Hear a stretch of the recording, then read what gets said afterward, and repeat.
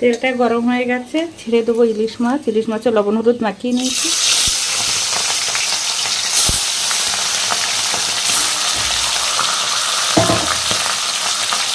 মাছটা ভেজে নেওয়া হয়ে গেছে, এবার তুলে নেব।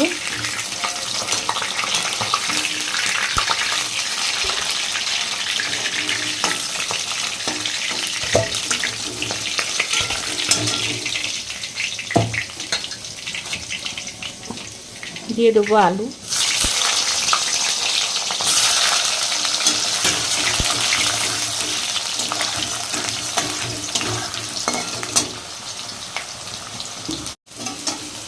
আলুটা একটু নেড়ে চেড়ে নিয়েছি। এবার দিয়ে দেবো কুমড়ো শাকের ডগাগুলো।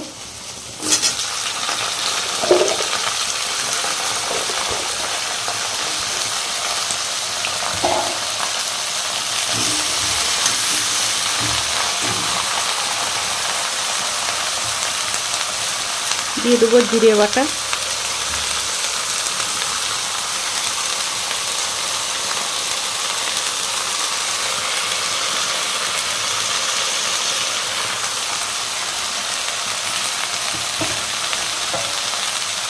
কাঁচা লঙ্কা,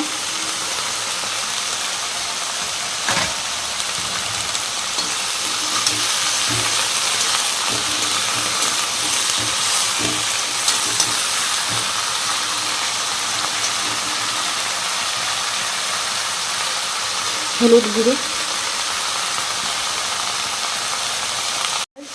2 টুকরো দারচিনির ছাল। কিছু সময় একটু নেড়ে চেড়ে নেব। সময় দেখো নেড়ে চেড়ে নেওয়া হয়ে গেছে। এবার ভেজে রাখা মাছগুলো দিয়ে দেবো।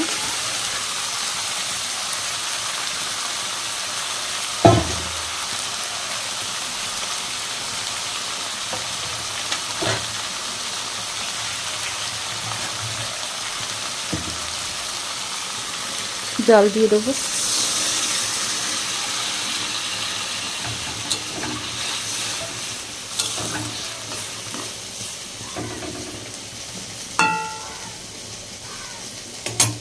খুব সহজভাবে কিন্তু এই রান্নাটা করে নেওয়া যায়। এবার 5 মিনিটের জন্য ঢাকনা দিয়ে ঢেকে জাল দিয়ে নেব। এবার আমি দিয়ে দেবো লবণ,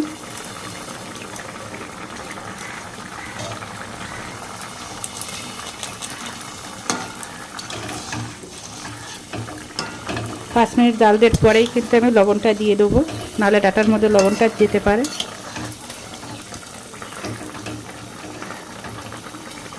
আর একটু সময় জালটা দিয়ে নিতে হবে।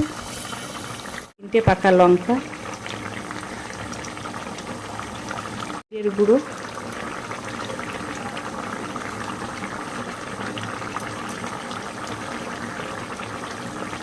তরকারিটা হয়ে গেছে, এখন নামিয়ে নেব।